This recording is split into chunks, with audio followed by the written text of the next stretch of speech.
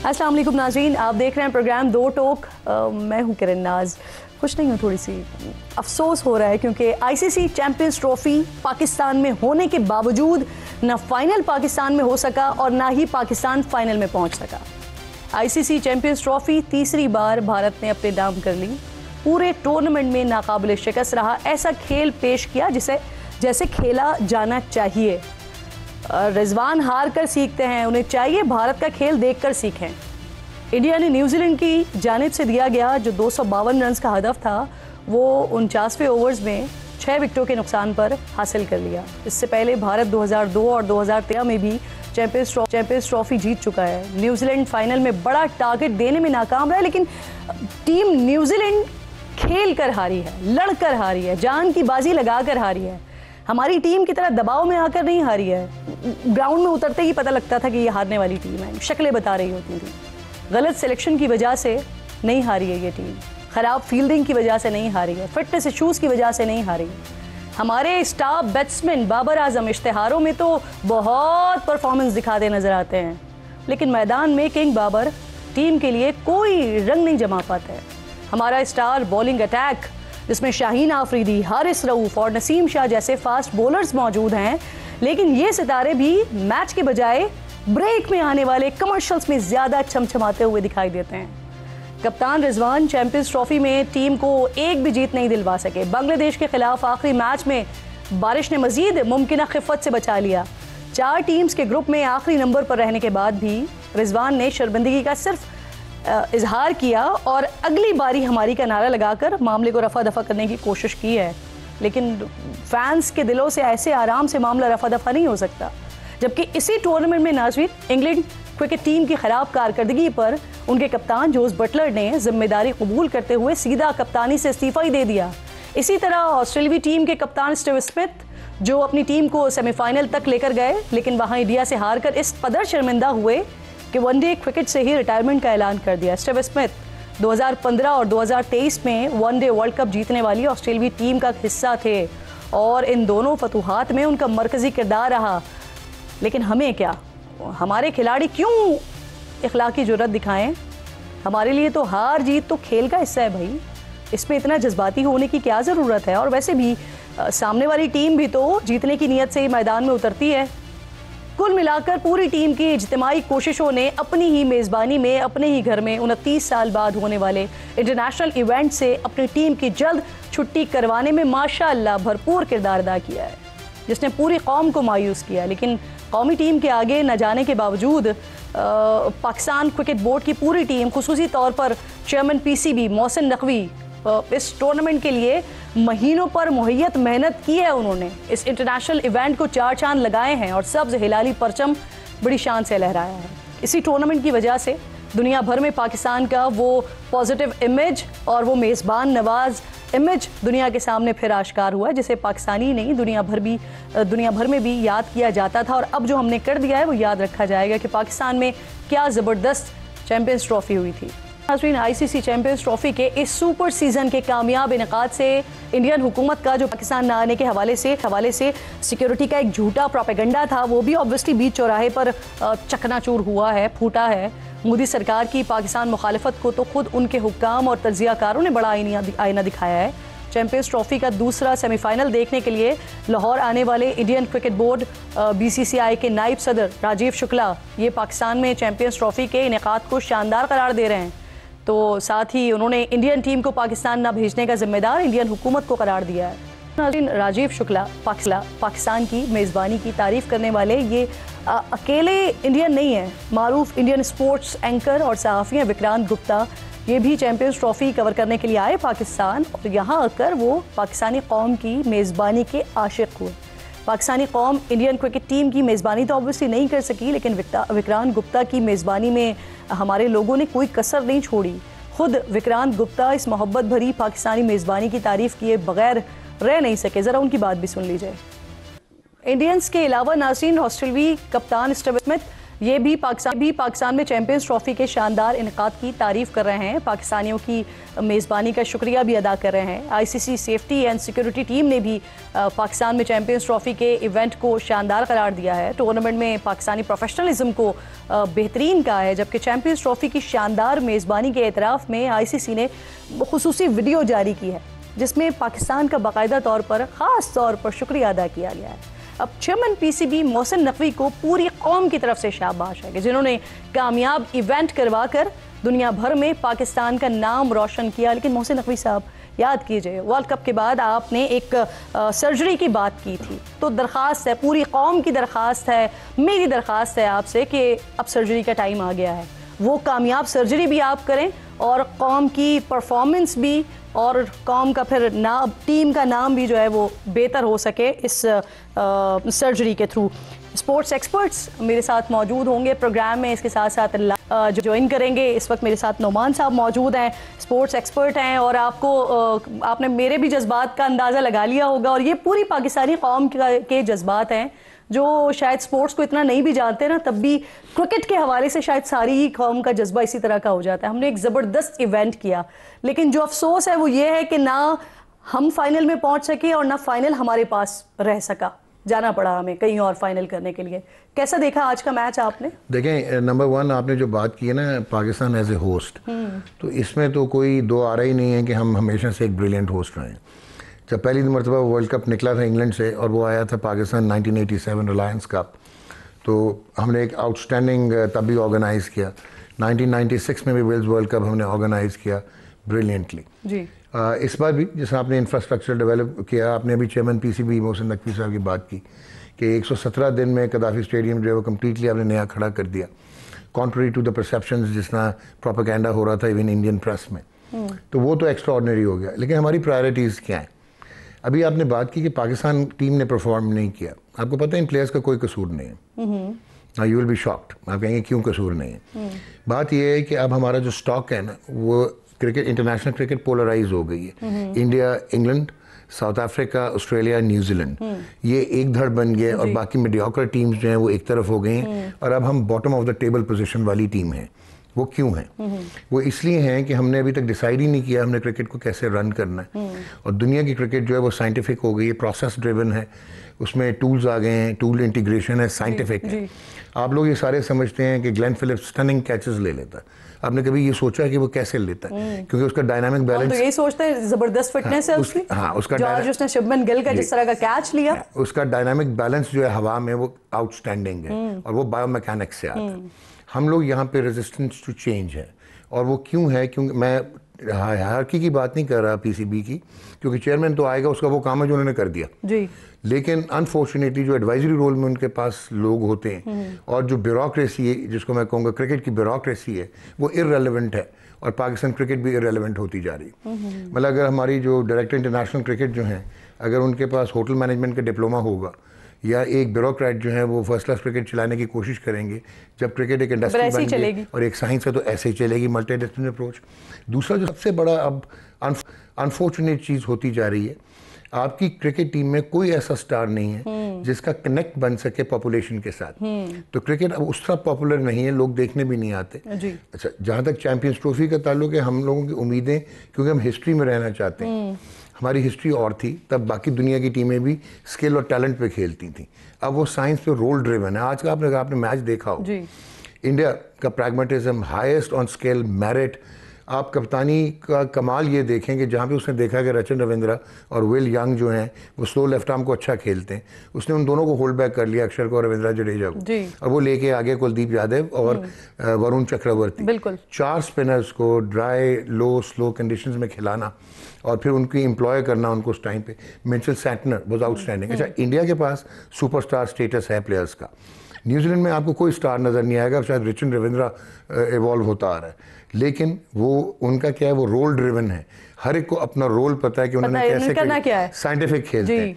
तो आपके जितने भी प्लेयर्स हैं आप, क्योंकि डोमेस्टिक स्ट्रक्चर में इररिलेवेंस है, मल्टी डिसिप्लिनरी अप्रोच नहीं है, फिटनेस के प्रॉब्लम्स हैं, प्रायोरिटी नहीं है, मेडिकल पैनल आपके डिप्लोमा होल्डर चलाते हैं। हम तो ये देख रहे होते हैं कि जब हमारी टीम उतर रही होती है, जैसे बहुत हाई टेंशन मैच था इंडिया पाकिस्तान का, तो उस पे चेहरों से नजर आ रहा था, चेहरे कह रहे थे कि हम जीतने की नियत से ही नहीं आए या हम उस सोच से ही नहीं आए, वो कॉन्फिडेंस लेवल ही नहीं था। अगर आप फिट हैं और अगली फरारी खड़ी है और उसका रेस लगानी है, तो फिर आपका क्या कॉन्फिडेंस। सवेरा भी हमें ज्वाइन कर चुकी हैं थ्रू आउट, उन्होंने एक जबरदस्त ट्रांसमिशन की है और उसके लिए मुबारकबाद भी सवेरा वसूल कीजिए। और साथ साथ ये कि शायद आज मजीद 4 चांद लग जाते अगर यहाँ पर हमारी टीम होती और हमारे ही पास फाइनल हो रहा होता, तो शायद आज जो हम डिस्कस कर रहे हैं उसके जज्बात और तासुरात बड़े मुख्तलिफ होते।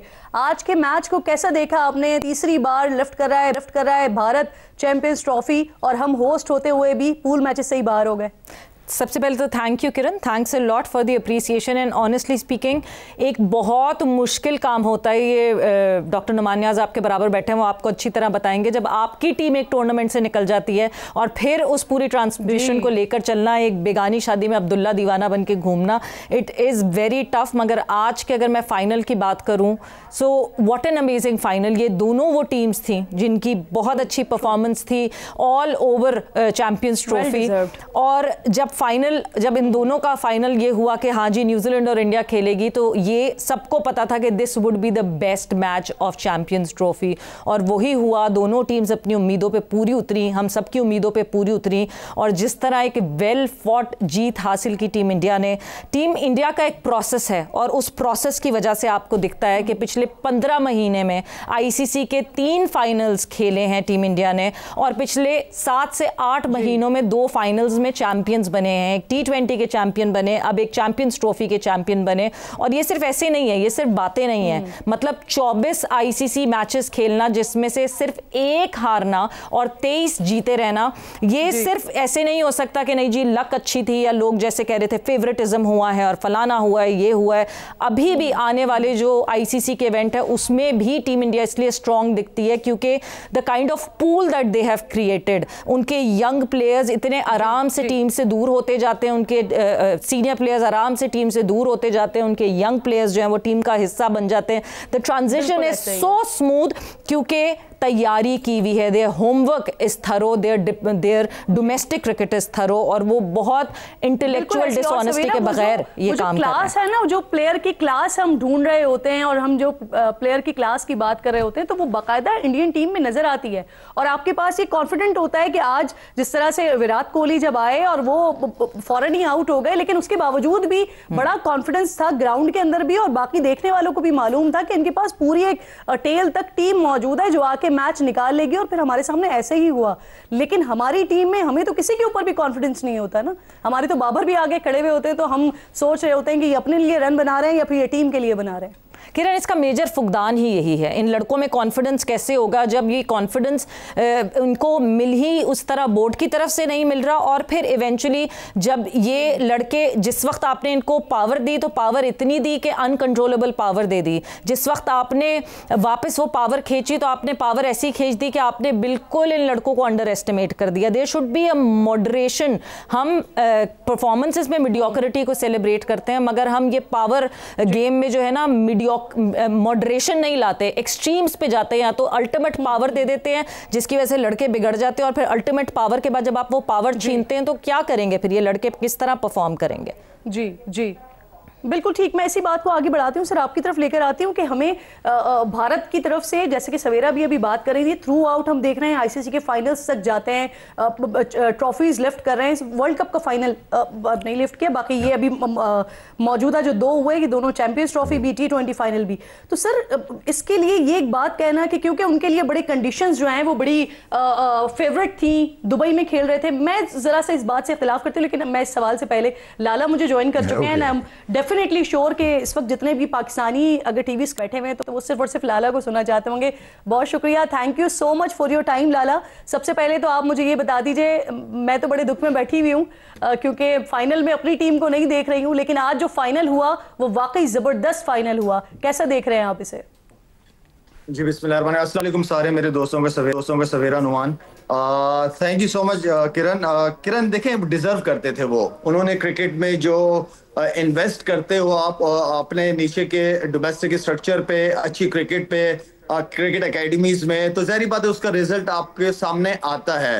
और नो डाउट इंडिया का कॉम्बिनेशन, उसकी सिलेक्शन चैंपियंस ट्रॉफी के हवाले से, किस कंडीशन में उन्होंने क्रिकेट खेलनी है, तो उनके सिलेक्शन कमेटी ने बड़े जबरदस्त तरीके से काम किया और अच्छी टीम सेलेक्ट की और डिजर्व भी करती थी। हाँ ठीक है, आई नो कि इस वक्त सारे मैचेस कोई वेन्यू चेंज नहीं था इंडिया का, तो उनको कंडीशन, पिच पे स्पिनर्स के क्या सिचुएशन होनी है, किस कंडीशन में किस तरह बैटिंग या बॉलिंग करनी है, फील्डिंग, इसलिए कि उन्होंने वेन्यू चेंज भी नहीं किया, वो भी एक बड़ा रीजन है उनकी जीत में। लेकिन असल चीज जब उनकी टीम सेलेक्ट हुई थी, क्योंकि मैं खुद बहुत क्रिकेट खेला हुआ हूँ दुबई में, तो मुझे उसकी कंडीशन का पता है। हम स्पिनर्स बहुत अटैक करते थे दूसरी टीमों पे और स्पिनर्स का रोल बहुत इंपॉर्टेंट होता। अभी अगर आप इंडिया की टीम उठा के देखें, ओपनर से लेकर मिडिल ऑर्डर के बाद ऑलराउंडर्स, फिर जेन्युइन स्पिनर्स, फास्ट बॉलर्स, तो ओवरऑल सिलेक्शन ने बड़ी जबरदस्त टीम सेलेक्ट की है कंडीशन के हिसाब से, तो डिजर्व करते हैं जी जीतना। अगर मैं तो ये कहूंगा कि चैंपियंस ट्रॉफी की अगर कोई वर्ल्ड की टीम भी बना दे इस वक्त और इंडिया के खिलाफ दुबई में खेले, तो मेरे ख्याल में इंडिया उनसे भी जीत जाएगा। और आई स्टिल रिमेंबर लाला, आपने इसी ट्रांसमिशन में, सवेरा की ट्रांसमिशन में ये बात जरूर कही थी कि मुझे हैरानी होगी अगर इंडिया ये नहीं जीतता है। नुमान साहब ने अभी आगाज में बड़ी इंपॉर्टेंट बात की कि जो कसूर है ना, वो सिर्फ हमारे प्लेयर्स का कसूर नहीं है, ये बहुत सारी ऐसी चीजें हैं कि जिसकी वजह से हम थ्रू आउट परफॉर्मेंस दे ही नहीं पा रहे हैं और मजीद खराब हो रही हैं। आप अग्री करते हैं इस बात से? और कहाँ हमें बेहतरी की जरूरत है कि हम परफॉर्म भी करना शुरू करें? सवेरा कह रहा हूँ, सॉरी, सवेरा के साथ इतने प्रोग्राम हो गए तो किरण को भी सवेरा कह दिया मैंने। अच्छा किरण, बात ये है ना कि नुमान ने जो बात की, डॉक्टर साहब ने बिल्कुल ठीक बात की है। जब आप नीचे इन्वेस्ट करते हैं, नीचे अच्छा टैलेंट जमा करते हैं, तो हमने क्रिकेट, हर एक को क्रिकेट खिलाने की बड़ी कोशिश कर रहे हैं कि 25 करोड़ आवाम है तो सारी क्रिकेट खेलेंगे। हमारे टाइम में नुमान को याद होगा कि फर्स्ट क्लास क्रिकेट मुश्किल होती थी, पाकिस्तान टीम से खेलना ईजी होता था। तो हमने इतनी क्रिकेट को फैला दिया है कि आप इस वक्त जो रीजनल जो पे टीमें खेल रही हैं, ना उनकी होटलिंग ठीक है, ना उनकी ट्रैवलिंग, ट्रेनों में सफर कर रहे हैं, क्या कहते हैं कि कमरों में जेरी भी घूम रही है, टॉम एंड जेरी, जेरी भी घूम रही है। तो आई मीन ना उनके खाने का, तो आई मीन क्रिकेट को इतना ज्यादा आप ना फैलाएं, क्रिकेट को आप प्रोविंशियल की टीमें बनाएं, वहीं के शहर सूबे के अपनी सिलेक्शन कमेटी, हेड कोच ठीक है, पीसीबी दे, एक प्रॉपर प्रोसेस के थ्रू प्लेयर का आना चाहिए। एक ये इंपॉर्टेंट चीज है। दूसरी चीज मैं समझता हूं यहाँ पे कि जितने हमारे हीरोज हैं, नो डाउट ठीक है हार जीत होती है, हम जब खेलते थे तब भी हारते थे। एक तो हमारे जो हीरोज हैं, इनको सबको जो है वो डोमेस्टिक सीजन जब हो तो इनको कोई एनओसी बाहर की लीग की नहीं मिलनी चाहिए। हाँ, नेशनल ड्यूटी हो वो अलग चीज है, लेकिन जब डोमेस्टिक सीजन चल रहा हो तो सारे जितने भी हमारे स्टार्स हैं सबको डोमेस्टिक सीजन खेलना चाहिए ताकि हमारी क्रिकेट तगड़ी हो। अच्छा टैलेंट है, नया बच्चा बाबर आजम के साथ, शाहीन के साथ, रिजवान के साथ, फखर के साथ ड्रेसिंग रूम जब शेयर करेगा तो बहुत कुछ सीखने को मिलेगा उसको। अगर लेकिन हमें इस सिस्टम को फिर टाइम भी देना पड़ेगा। हर साल हर चेयरमैन के साथ सिस्टम चेंज ना हो, चेहरे बदलते रहे, सिस्टम ना चेंज हो। बिल्कुल ठीक, सिस्टम ना चेंज हो। वैसे मैं जो आगाज में पहले आपसे बात कर रही थी कि ये अगर दुबई में ना होता तो क्या नताइज कुछ मुख्तलिफ हो सकते थे? नहीं जी, बिल्कुल नहीं हो सकते थे। जिस तरह अभी लाला ने बात की, बहुत ही स्पॉट ऑन। आपका प्रॉब्लम ये, मैंने इररिलेवेंस का वर्ड यूज किया था कि नॉट ओनली कि डोमेस्टिक क्रिकेट को रीऑर्गेनाइज करना है, डिसेंट्रलाइज करना है। पीसीबी ने अपने पास रखा हुआ, कराची का कोच आता है, पिंडी की टीम सेलेक्ट कर रहा होता है, और जिस तरह इन्होंने होटलिंग का कहा और प्लेयर्स के प्रॉब्लम्स और मसाइल, ये हम डोमेस्टिक क्रिकेट को सीरियस लेते नहीं, हालांकि वो गेटवे टू इंटरनेशनल क्रिकेट है। So I totally endorse what Lala is saying. लेकिन प्लस एक चीज़ हम भूल रहे हैं कि रेजिस्टेंस टू चेंज आ रहा है आजकल क्रिकेट बोर्ड में, क्योंकि वो लोग सुपरा स्पेशलिस्ट नहीं हैं जो नीचे काम करते हैं। तो अपनी इनसिक्योरिटीज़ में वो चेंज नहीं आने दे रहे। आपको अब साइंस ड्रिवन टूल्स लाने पड़ेंगे। ये जो बायोमैकेनिक्स की बात है, अब जो आपके पहले होता था कि एक कोच है आपका, वो डायरेक्ट इंटरेक्ट करता था प्लेयर के साथ, अब ये इंटीग्रेटेड टीम है कि एक बायोमैकेनिस्ट होगा, जैसे शाहीन शाह अफरीदी है, उसको वो देखेगा कि यार ये पोस्ट रिहेबिलिटेशन, अब इसके एक्शन में कोई प्रॉब्लम तो नहीं है, इसको मैं कहाँ पे हेल्प कर सकता हूँ, और फिर कोच उस पर काम करेगा। तो ये जो बहुत ज़रूरी हो गया कि अब हमें वो वर्ल्ड दुनिया के साथ चलना है। इंडिया 2007 का, लाला को याद होगा, वो बांग्लादेश से हार के बाहर हुए थे और उनके पास, ठीक है, उनकी मार्केट बहुत डीप थी, कमर्शियल उनके पास 3 चीज़ें, लेकिन उनकी टीम का कोई हाल नहीं था। देयर दे डिसाइडेड कि अब हम लोग जो हैं क्रिकेट को इंफ्रास्ट्रक्चरली डेवलप करेंगे। उन्होंने अपनी डोमेस्टिक क्रिकेट को, रणजी ट्रॉफी को इतना डेवलप किया और उसके बाद इंडियन प्रीमियर लीग आई और उसके जो कमर्शियल एस्पेक्ट्स थे उनको यूज किया। उनकी 3 टीमें इस वक्त तैयार हैं, दे कैन रिप्रेजेंट इंडिया। और हमारे पास स्टॉक का यह हाल है कि हमारा स्किल सेट भी पीछे जा रहा है। क्यों? क्योंकि वो साइंटिफिकली खेलना शुरू हो गया। न्यूजीलैंड मेरे ख्याल 52 लाख लोग हैं पूरे मुल्क में, लाहौर की आधी आबादी है उनकी। वो रग्बी हो तो वहाँ पे भी जीतते हैं, वो क्रिकेट हो तो वहाँ पे भी वो 9 में 8 में से वो मेरे ख्याल चौथा वो खेले हैं final.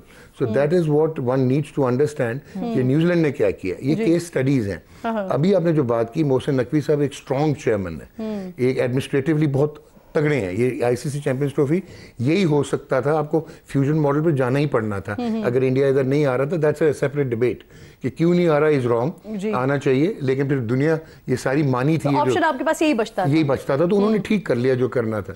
But now time is कि वो फोकस करें। अब शाहिद अफरीदी जो है वो क्यों नहीं इंटीग्रेट हो सकता क्रिकेट सिस्टम में, उसको हम क्यों नहीं ड्रॉ इन कर सकते, यूनुस खान को क्यों नहीं कर सकते। हम वही फेसेस साइक्लिकली लेके आते हैं और फेलियर्स को रीइंफोर्स करते हैं। अब आगे बढ़ने का टाइम आ गया, सिंसियरिटी के साथ फोकस करके। I virtually grown up with Shahid Afridi, so I, बल्कि मुझसे छोटे हैं, आई एग्जैक्टली नो कि इनका पैशन, इनकी अंडरस्टैंडिंग। ये सवाल मैं लाला से ही वैसे पूछ लूं। लाला, आप वैसे क्यों नहीं होते हैं पीसीबी में? मेरी अभी भी चेयरमैन साहब से मुलाकात हुई थी, कोई 5-6 दिन पहले लाहौर में मुलाकात हुई थी। मेरे ख्याल में जो ग्राउंड्स वगैरह का इनिशिएटिव बड़ा खूबसूरत, बड़ा जबरदस्त बनाया। कज़ाफी स्टेडियम काम किया और काम करना भी चाहते हैं वो, और साथ में ये भी कहते हैं कि मुझे क्रिकेट का नहीं पता। जब क्रिकेट का नहीं पता तो आप अपने साथ अच्छे प्रोफेशनल टेक्निकल लोगों को जोड़ें जिनका क्रिकेट से ताल्लुक है। कुछ आज चेहरे सिलेक्शन कमेटी में और डायरेक्टर्स में नजर आते हैं जो क्रिकेट को जानते नहीं है, जो ब्यूरोक्रेट्स रह चुके हैं। उनका क्या ताल्लुक है क्रिकेट में, उनका क्या ताल्लुक है वो सिलेक्शन पैनल में बैठे हैं, उनका क्या ताल्लुक है वो डोमेस्टिक क्रिकेट को लेके चले। आई मीन के देखें, हम हर एक को पाकिस्तान की टीम नजर आ रही है। आप डोमेस्टिक क्रिकेट के स्ट्रक्चर को स्ट्रॉन्ग करें। वहां पे देखें किरण, वहां पे अगर आप अच्छे वालिदैन होंगे तो बच्चा भी अच्छा होगा। तो आप टीचर अच्छे रखें, अच्छे तगड़े कोचेस वहां रखें। अब मुझे मोहम्मद सारी बातें आपने मोहसिन नकवी साहब से की, जब ये मोहसिन नकवी साहब से बात की तो वो उनसे आंसर क्या मिला आपको? अब बिल्कुल उन्होंने कहा कि चलो एक बात हो तो रही है, एटलीस्ट बात। मैंने कहा सर मैं आपके साथ, मुझे आपसे जो नौकरी नहीं चाहिए, मुझे आपसे कोई कॉन्ट्रैक्ट अपने लिए नहीं चाहिए, लेकिन कभी भी आपको जरूरत हो प्लीज ग्रास रूट लेवल, जो अंदर 16 साल 17 साल 18 साल वाली उम्र है ना, वहां पे जो आप बच्चे का माइंडसेट चेंज कर सकते हैं ना, वो और कोई एज नहीं है। पाकिस्तान टीम में आके हमारे प्लेयर सीख रहे होते हैं खाना पीना क्या करना है, ट्रेनिंग क्या करनी है, किस माइंडसेट के साथ हमने खेलना है। नहीं, पाकिस्तान की टीम परफॉर्मेंस की जगह है, पाकिस्तान की टीम सीखने की जगह नहीं है। जो सीखना सिखाना है वो पाकिस्तान खेलने से पहले पूरे प्रोसेस के थ्रू आप निकलोगे, तब जाके पाकिस्तान खेलोगे। और लाला, इन बच्चों को सिखाने के लिए आपकी सर्विसेज अवेलेबल हैं? मुझे ना कॉन्ट्रैक्ट चाहिए, ना मुझे इनकी कोई कॉन्ट्रैक्ट नहीं चाहिए। मैंने इनसे यही कहा है, जब भी आपको जरूरत हो आई एम अवेलेबल। नीचे लेवल पे हर एक को पाकिस्तान टीम, मुझे नहीं पता कि क्यों हमारे स्टार्स को पाकिस्तान टीम ही नजर आती है। जैसे मैंने अभी आपको कहा सवेरा कि मोहम्मद यूसुफ की जरूरत पाकिस्तान टीम में नहीं है, मोहम्मद यूसुफ की जरूरत हमें क्रिकेट एकेडमी के अंदर है, जो बैट्समैनों के साथ टेक्निकली काम कर सके। वहां पे हमें नीचे लेवल पे अंडर 16 अंडर 17 लेवल पे हमें तगड़े कैरेक्टर के लोग चाहिए। आपको पता है कि डोमेस्टिक नीचे जो अंडर 16 17 है, इनके प्रेसिडेंट्स हैं रीजन्स के, जो पैसे लेके लड़कों को खिलाते हैं, जो सिफारिश पे खिलाते हैं। बिल्कुल। तो जब आप इंसाफ ही नहीं दे रहे नीचे से बच्चे को, तो वो क्या रिजल्ट तवक्को कर सकती हैं आप किरण? पर्ची सिस्टम, जी पर्ची सिस्टम चल रहा है, तो फिर उसके बाद आगे भी पर्चियां इसी तरह से उड़ती हुई नजर आती हैं हमें। सवेरा, वैसे हम प्रोग्राम से पहले अपनी टीम में बैठे हुए थे, डिस्कस कर रहे थे कि हम बाकी टीम्स को देखते हैं, जैसे हम न्यूजीलैंड को देख रहे हैं या हम इंडिया को देख रहे हैं, तो इनके चेहरों के ऊपर एक तो वो कॉन्फिडेंस दिखाई देता है, फिर प्रेशर में टीम नजर नहीं आती। नजर आ रहा होता है कि टीम किसी काउंसलिंग के साथ, किसी बाकायदा मेकअप के साथ दिमाग बना हुआ है और फिर उसके साथ वो जो है वो टीम उतर रही है। क्या हमारे पास हैं कोई इस तरह के साइकियाट्रिस्ट वगैरह होते हैं टीम में जो काउंसलिंग वगैरह कर रहे होते हैं? आज तक मैंने तो नहीं सुना कभी। होते हैं हमारे पास? होते हैं साइकियाट्रिस्ट हमारे पास, पर्टिकुलरली स्पोर्ट्स साइकियाट्रिस्ट नहीं है, बट 2023 की जो टीम इंडिया गई थी उसमें एक साइकियाट्रिस्ट जरूर थे जो कि एक जनरल साइकियाट्रिस्ट थे, स्पोर्ट्स साइकियाट्रिस्ट नहीं थे। बट जो लड़के हैं वो तैयार नहीं होते। हमारे यहाँ एक अजीब सा टैबू है और जिस टैबू को शायद हम अभी भी स्पोर्टिंग कल्चर में भी ब्रेक नहीं कर सके। क्यों शायद दीगर टीम्स में होते हैं ये स्पोर्ट्स साइकियाट्रिस्ट? जी मेरे ख्याल में इंडिविजुअल जिस प्लेयर को जरूरत होती है वो अलग से क्लासेस लेते होंगे या कोर्सेज होते होंगे, ऐसा नहीं है कि नहीं होते।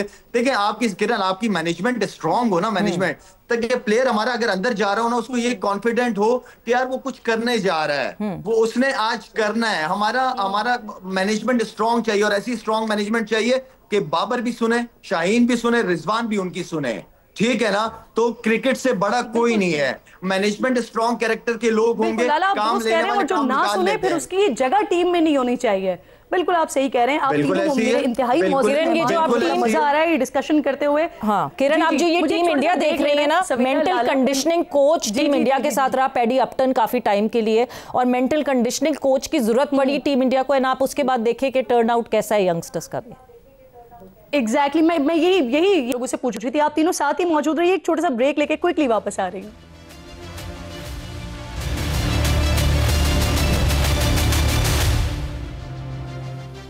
वेलकम बैक वंस अगेन जी। आज पाकिस्तान होस्ट कर रहा था चैंपियंस ट्रॉफी, उसका फाइनल आज हो गया है और हमारा हरीफ, हमारा पड़ोसी इंडिया जो है वो जीत गया है। खैर जितना अच्छा उन्होंने खेला है वो मुबारकबाद के मुस्तहक हैं, उनको हमारी तरफ से बहुत बहुत मुबारकबाद। और मेरे साथ यहाँ पर नुमान, लाला और सवेरा मौजूद हैं जिनसे गुफ्तगू हो रही है और कुछ जो दिल के फपोले हैं, जो तकलीफ़ हो रही है वो भी साथ साथ डिस्कस हो रहा है, क्योंकि हमारी टीम यहाँ तक नहीं पहुँच पाई, सेमीफाइनल तक भी नहीं पहुँच पाई, ग्रुप मैच में ही निकल गई यहाँ से।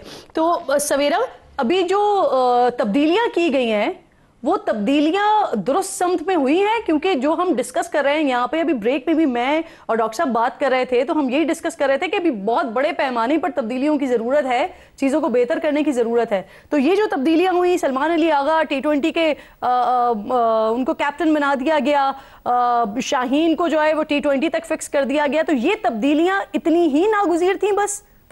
किरण, अगर हम इन तब्दीलियों की बात करें ना तो ऑनेस्टली नीजक रिएक्शन दिखता है जब हम इन तब्दीलियों को देखते हैं।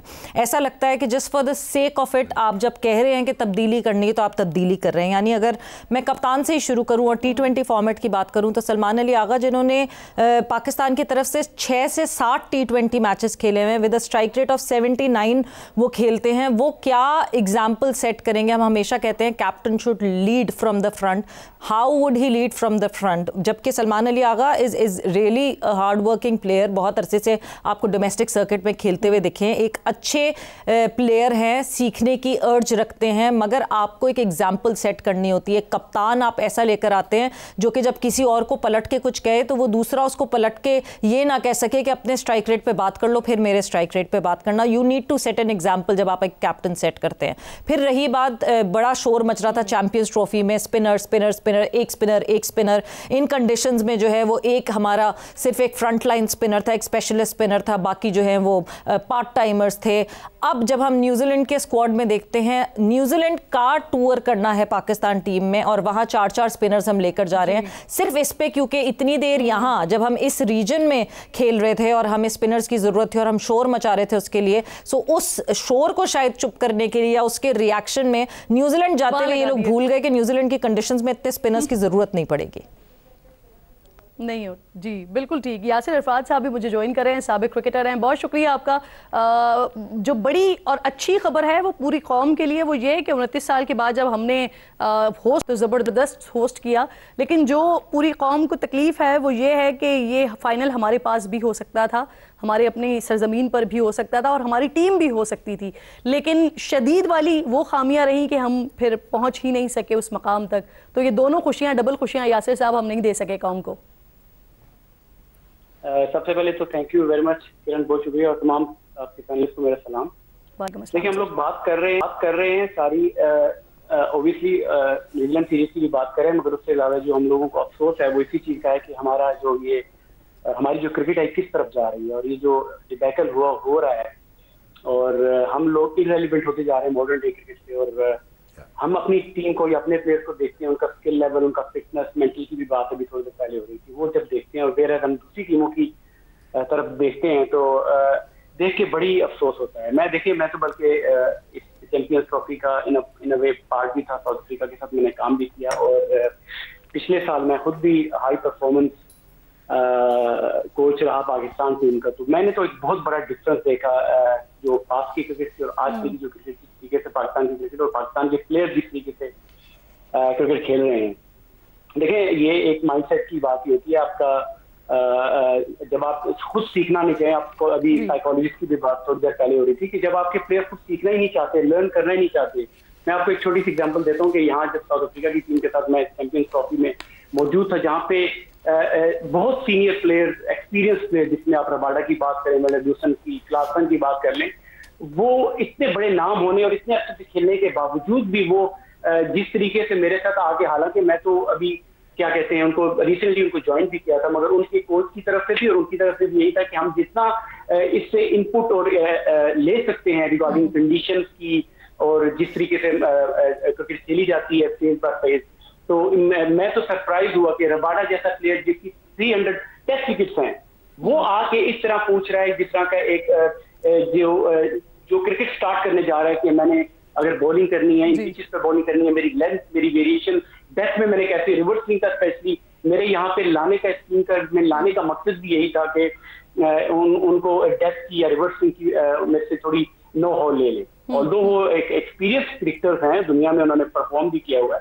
मगर ये जो माइंडसेट की हम बात कर रहे हैं वो क्लियरली नजर आता है कि जो हमारे प्लेयर्स क्या है, हमारे प्लेयर्स जो है bigger than game, bigger than the team हैं, जिसकी वजह से हमारा जो रिजल्ट जो आ रहे हैं ये बड़ी ही सरप्राइजिंगली आप अगर देखें, क्योंकि डिबैकल आफ्टर डिबैकल, आप एशिया कप से देख ले, 50 ओवर वर्ल्ड कप देख ले। ये एग्जैक्टली मैं इसी सवाल पर आने जा रही थी सर कि हमारी तो जब पिछली डिफीट हुई उसके बाद हमारे चेयरमैन ने कहा कि सर्जरी होगी, और सर्जरी के बाद उमूमन ये होता है कि मरीज की हालत में बेहतरी आना शुरू होती है, लेकिन यहाँ तो बाकायदा तौर पर वेंटिलेटर पे ही पहुंच गई ना टीम।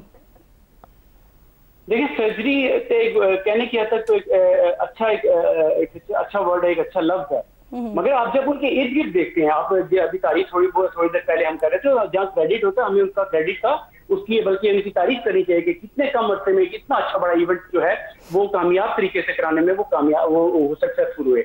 मगर जब बात आती है कि उनके राइट लेफ्ट जो लोग उनके जो उनको जो मशवरे देने वाले, जो क्रिकेट को, पाकिस्तान क्रिकेट को जो रन कर रहे हैं, जिस तरीके से कर रहे हैं, मैं तो ये समझता हूँ कि ये Pakistan cricket board part time basis पे चल रहा है कि आपके जो कोचिंग स्टाफ है जब वो फारिग होती है तो किसी पीएसएल फ्रेंचाइज के साथ अटैच हो जाती हैं। सिमिलरली अगर आप मेंटोर्स को भी अगर आप देख लें, आपकी क्रिकेट जो है स्टैंड स्टिल हो चुकी थी फॉर 1 और 2 मंथ जब ये क्रिकेट हो रही है। ये कहाँ दुनिया में होता है? अगर आप देखें, अभी आप न्यूजीलैंड की आप बात कर रहे थे कि न्यूजीलैंड हमारे पास केस स्टडी है कि इतनी आबादी और इतने प्लेयर हैं, मगर आप वहां पर देखे भी तो सही कि वहां पे क्रिकेट को किस तरीके से रन किया जा रहा है। इनके जितने भी प्लेयर हैं, मैं 2010 में 2012 में वहां पे जाके लीग खेला हूं, और जितने भी ये मैट हेनरी, टॉम लेथम और केन विलियम्स जितने भी प्लेयर हैं मेरे साथ ये खेले हुए हैं, और इनकी आप अगर आप देखें इनकी जो हिस्ट्री है पिछले 10, 12, 15 साल से कंसिस्टेंट बेसिस पे खेल रहे हैं। हमारा एक प्लेयर आप बता दें जो कि इतना सीनियर हो, मार्क्स भाई की बाबर आजम थोड़ा अच्छे से खेल रहे हैं या शाहीन अफरीदी खेल रहे हैं,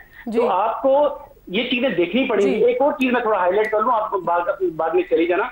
आप ये जो 4 टीमें जो सेमीफाइनलिस्ट हुई हैं, हम लोग हमेशा बात करते हैं कि हमारे सुपरस्टार, ये इन टीमों की कोचिंग अगर आप चेक कर लें कि जो किस लेवल की उन्होंने क्रिकेट खेली हुई है, क्योंकि आप गलत बंदों को गलत जगह पर लगाते हैं। अभी बिल्कुल ये डिस्कस किया हमने, दुरुस्त कह रहे हैं आप, बिल्कुल दुरुस्त कह रहे हैं, लेकिन मैं साथ में यासिर साहब इसी बात को थोड़ा सा आगे लेके जाऊंगी। डॉक्टर साहब, होता ये कि आप लोग तो आप तीनों जो एक्सपर्ट्स बैठे हुए हैं, आप लोग ब्रॉडर पर्सपेक्टिव में कि कहाँ किन किन चीजों की कमी है, ज्यादती है, किसको रेक्टिफाई करने की जरूरत है, लेकिन जब मैं सोशल मीडिया देखती हूँ और वहां पर जो क्रिकेट लवर्स को देख रही होती हूँ तो मैं हैरान हो रही होती हूँ, और मेरी अपनी भी सोच यही होती है, जैसे कि अभी हमने पहले भी बात बात की थी कि हम चाहे वो बैटिंग देखें, बैटिंग की जो क्लास हमें दीगर बैट्समैन में नजर आती है, दीगर टीम्स में नजर आती है, वो हमारे प्लेयर्स में नहीं नजर आती। फिर यही बॉलिंग में मसला होता है, फिर फील्डिंग तो हमारा बिल्कुल ही बेड़ा गर्क है ना, तबाह है। मतलब वहां पर आप देखें वो किस किस तरह से डाइव्स मार मार के और कैसे कैसे वो कैचेस ले रहे हैं, हमारी तो इंजरियां निकल आती हैं। देखिए अभी एक आपने सवेरा पे ब्रेक पे जाने से पहले सवेरा से भी क्वेश्चन किया था स्पोर्ट्स साइकोलॉजिस्ट का जी। तो ये जो है ना, ये मल्टी डिसिप्लिनरी सिस्टम्स हैं पूरी डेवलप टीम्स में। Yasir state of the art coach जो है, इसने मतलब लेवल 4 किया हुआ है, आउटस्टैंडिंग। सो वहाँ पे क्या होता है, वहाँ पे एक मेडिकल पैनल नहीं होता, वहाँ पे एक स्पोर्ट्स एम्ब्रेला होती है जिसमें स्पोर्ट्स फिजियोलॉजिस्ट होता है, जिसमें स्पोर्ट्स मेडिकल स्पेशलिस्ट होता है, रिहेबिलिटेशनिस्ट होते हैं, फिजियोथेरेपिस्ट होते हैं, इंजरी प्रिवेंशन की बात होती है, इंजरी मैनेजमेंट की बात होती है, वर्कलोड की मैनेजमेंट बात होती है। इसी तरह जो आप बात कर रही थी, Michael Clarke was one of the finest Australian cricketers and a world cup winning captain. तो 2015 के वर्ल्ड कप से पहले वो मेंटली सैचुरेट हो गया था, तो वो 6 महीने अटेंड करता रहा था स्पोर्ट्स साइकोलॉजिस्ट को, and then he came back and he led Australia to the world cup win.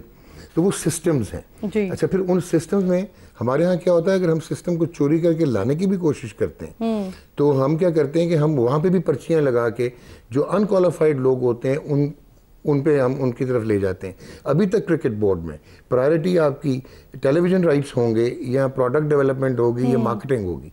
किसी ने ये नहीं सोचा कि आज की क्रिकेट में जहाँ पे इन बच्चों ने जो है वो लीग्स भी खेलनी है, राउंड द ईयर इन्होंने खेलना है, इनकी स्ट्रेस होगा, फिजिकल स्ट्रेस होगा, इनकी फिजिकल डेवलपमेंट कैसे होगी, इंजरी रिहैब कैसे होगी। तो मेडिकल पैनल मोस्ट अनअटेंडेड है और अनफॉर्चुनेटली डिप्लोमा होल्डर्स उसको चलाने की कोशिश करते हैं, whereas it is state of the art thing. तो ये एक रीजन है। जो आप जो सोशल मीडिया पे कह रही हैं, पैशन एक तरफ है और हमने सोशल मीडिया ने हमारे स्टार्स भी बड़े बनाए जो ग्राउंड पे कुछ नहीं कर रहे थे, लेकिन सोशल मीडिया के वो बने हुए थे, बहुत सुपरस्टार्स बने हुए थे। सर निखिल भी मुझे ज्वाइन कर रहे हैं, thank you so much Nikhil आपके टाइम के लिए। मैं मुस्तकिल देखती रही हूँ आपको भी, विक्रांत गुप्ता को भी, सवेरा के साथ आप लोग ट्रांसमिशन करते रहे।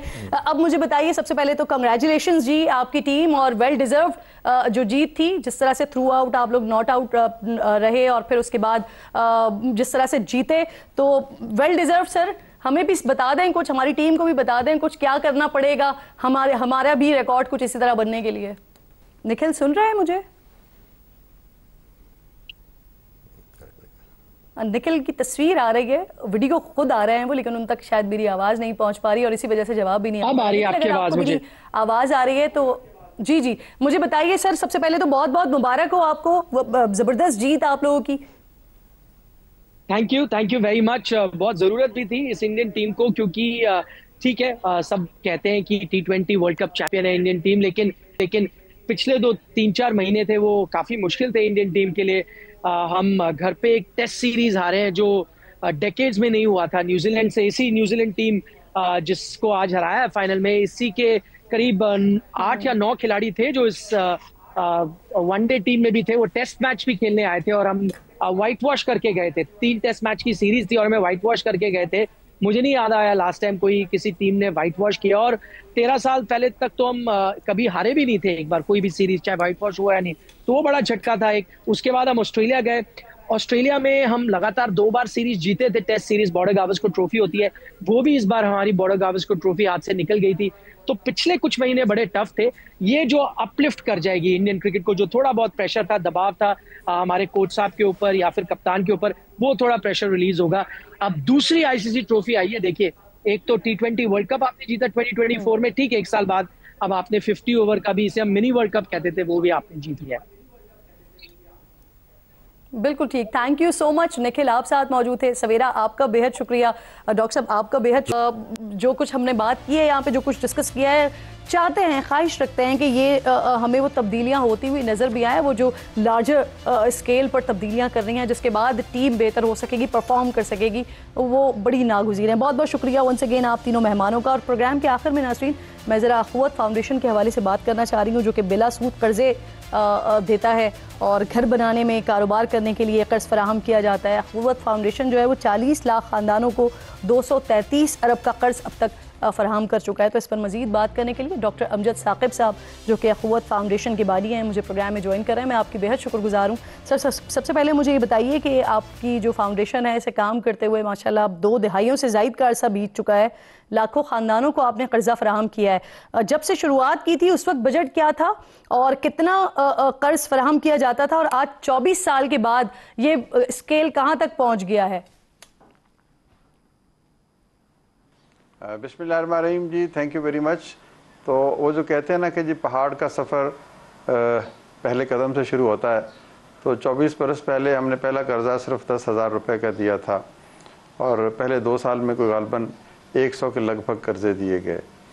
तो फिर देखें कि 10 साल के बाद 2011 में हमने तकरीबन 1 अरब रुपए के कर्जे दिए और आज अल्लाह ताला की रहमतें और बरकतें तो देखें कि हम हर 15 दिन के बाद 1 अरब के कर्जे दे रहे हैं। यानी जो काम इब्तिदा में 10 साल में हुआ वो अब 15 दिनों में होता है। तो ये एक तवील सफ़र है जो चंद रुपयों से शुरू हुआ और आज हम अल्हम्दुलिल्लाह 300 अरब के लगभग कर्जे दे चुके हैं। घरों की तामीर के लिए हम कर्जे देते हैं 10-12 लाख रुपए और फिर इसी तरह कारोबार के लिए भी 1.5 से 2 लाख रुपए देते हैं। और ये तमाम जो काम है, ये जो रकम की फराहमी है, कुछ तो अखुवत के अपने वसाइल हैं जो आप जैसे लोगों ने दिए और फिर कुछ हम हुकूमत के साथ, वफाकी हुकूमत के साथ और ख़ुसूसी तौर पर पंजाब हुकूमत के साथ भी मिलकर काम कर रहे हैं। तो ये एक तवील सफ़र है। तो इसमें एक वक्त आएगा, हम देखेंगे कि शायद नहीं बल्कि मुझे पूरा यकीन है खुदाए जुल जलाल की रहमतों पर कि हम एक दिन में भी 1 अरब या इससे ज़्यादा के कर्जे दे रहे होंगे और जो बिला सूद होंगे और इस मुल्क की जो दीनी असास उसके साथ हम आहंग। डॉक्टर साहब, अभी आपने खुद भी तस्करा किया अपना घर, अपनी छत का, जिसके तहत आप लोग कर्जे दे रहे हैं। तो सर अब तक कितने अफराद को 15 लाख रुपए तक का कर्ज आप दे चुके हैं अपने घर के लिए? जी अल्हम्दुलिल्लाह, हुकूमत पंजाब ने वज़ीर आला पंजाब की खुसूसी जो इसमें एक प्रोग्राम था कि लोगों को घर फराहम किया जाए, तो उस ज़मन में हुकूमत बहुत बड़ी रकम मुख्तस की है और वह हुकूमत की रकम है, बैंक ऑफ पंजाब के ज़रिए हम तक पहुंचती है और हम फिर आगे मुस्तहिक लोगों तक वो रकम पहुंचाते हैं। उसके लिए हुकूमत पंजाब का एक पोर्टल है जहाँ पर अप्लाई किया जाता है और फिर कुरानंदाज़ी के बाद जो मुस्तहिक अफराद हैं उनकी फ़हरिस्त हमारे पास आती है। हम फिर मज़ीद छानबीन करते हैं कि वह मतलूबा मेयार के मुताबिक हैं, ज़रूरतमंद हैं, दयानतदार हैं, मेहनती हैं और वो जो वज़ीर आला की विजन है उससे वो पूरी हम आहंग हैं और फिर हम कर्ज़े देते हैं। और ये तकरीबन 20,000 के करीब लोगों को ये फंडिंग की जा चुकी है। अभी सिर्फ 3-4 महीने हुए हैं इस प्रोग्राम को शुरू किए हुए और उसमें से एक बहुत बड़ी तादाद है जिन्होंने घर 3-4 माह में बना भी लिए हैं जी। तो ये एक बहुत बड़ा कदम है लोगों को छत फराहम करने का और उन लोगों को जो बग़ैर सूद के कर्जा लेने का इस्तेकाक रखते हैं कि वसाइल इतने नहीं है कि वो भारी शरह सूद पर किसी जगह से कर्जा। अमजद साहब, एक आम तासुर है ना कि लोग कर्जा ले लेते हैं लेकिन वापस नहीं करते हैं और फिर इसीलिए जितने भी कमर्शियल बैंक्स हैं वो बाकायदा तौर पर गारंटीज लेते हैं। तो आपके पास इसके लिए क्या तरीक़ाकार है कि बिला सूद कर्ज तो मिल रहा है लेकिन फिर वो वापसी भी उसी तरह से हो जिस तरह लिया गया? अल्हम्दुलिल्लाह हमारे कर्जों की शरह वापसी जो है वो 99.9% है और पिछले 24 साल से ही ऐसा है। तो जो अरब के रुपए की रकम पेश की गई लोगों को, वो जिस जज्बा मोहब्बत से पेश की गई उसी जज्बा मोहब्बत से वापस मिली। तो हमारा ये प्रोग्राम तो लोगों के इस तरह करता है कि लोग कर्ज सर, अखुवत जो है वो ख्वाजा सराओं को भी रोजगार फराहम कर रहा है, तो किन शोबों के हवाले से काम हो रहा है और अब तक कितने लोगों को रोजगार फराहम किया जा चुका है इस पर?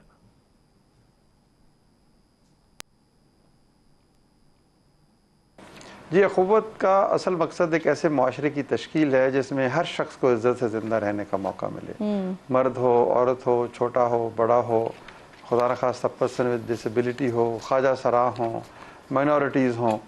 तो ख्वाजा सरा वो लोग हैं जिनको हमने बिल्कुल भुला दिया, यानी वो बहुत पीछे रह गए। तो हम उनके लिए भी प्रोग्राम करते हैं, उनको तरबियत भी देते हैं, कर्ज भी देते हैं, उनकी जो ग्रांट्स भी देते हैं, ज़कात के मुस्तक भी हैं वो लोग।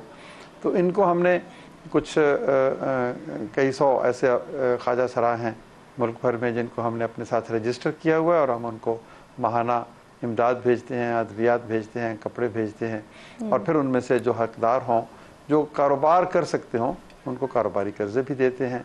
तो ओवरऑल ऑब्जेक्टिव ये है कि इस वतन का कोई शख्स ऐसा ना रहे जो ये कहे कि मुझे पाकिस्तान में किसी शख्स ने अपना नहीं बनाया। आखिर में सर मुझे ये ज़रूर बताइएगा, क्योंकि पाकिस्तान में ऐसे बड़े लोगों की तादाद है जो बेचारे चाहते हैं कि उनको किसी तरह कर्ज मिल जाए और वो अपना घर बना लें। जो आपको सुन रहे हैं वो किस तरह से आपको अप्रोच करते हैं, कैसे कर्ज ले सकते हैं? हाँ, ये बड़ी अहम बात है क्योंकि आजकल बहुत सारे फ्रॉड भी चल रहे हैं जी। ऑनलाइन और सोशल मीडिया पर बहुत से लोग कहते हैं जी हमें इतने पैसे आप भिजवा दें, हम आपको 20 लाख 30 लाख 50 लाख कर्जा देंगे और ऊपर वो अखुवत का लोगो लगा लेते हैं।